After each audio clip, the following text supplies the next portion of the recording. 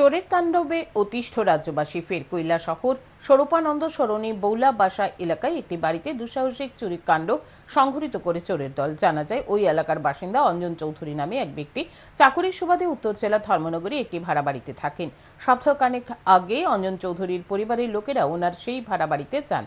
তখন বাড়িতে আর কেউ ছিলেন না। সেই একাকিত্বের সুযোগ নিয়ে চোরের দল ঘরের দরজা ভেঙে ঘরের ভেতরে প্রবেশ করে এবং ঘরে থাকা দুটি আলমারি ভেঙে বিভিন্ন গুরুত্বপূর্ণ নথিপত্র সহ ব্যাংকের এটিএম চুরি করে নিয়ে যায়। শুক্রবার অঞ্জন চৌধুরীর পরিবারের লোকেরা ঘরে এসে দেখতে পান ঘরের দরজা ভাঙা এবং ঘরের ভেতরে থাকা জিনিসপত্র এলোমেলো করে রাখা। ঘরের এই অবস্থা দেখে চিৎকার স্থানীয়রা এসে ঘটনাস্থলে ভিড় জমায়। গোটা ঘটনা কৈলাসহর থানার অঞ্জন চৌধুরীর স্ত্রী একটি লিখিত আকারে অভিযোগ দায়ের করেন। অভিযোগ পেয়ে তদন্তে নেমেছে পুলিশ। প্রায় প্রতিদিনই চুরিকাণ্ড সংঘটিত হচ্ছে শহরের বিভিন্ন এলাকায়, যার কারণে তীব্র আতঙ্কে দিন কাটাচ্ছে শহরের বসবাসকারীরা। যার ফলে কৈলাসহর থানার পুলিশের ভূমিকা নিয়েও প্রশ্ন তুলতে শুরু করেছে সাধারণ জনগণ।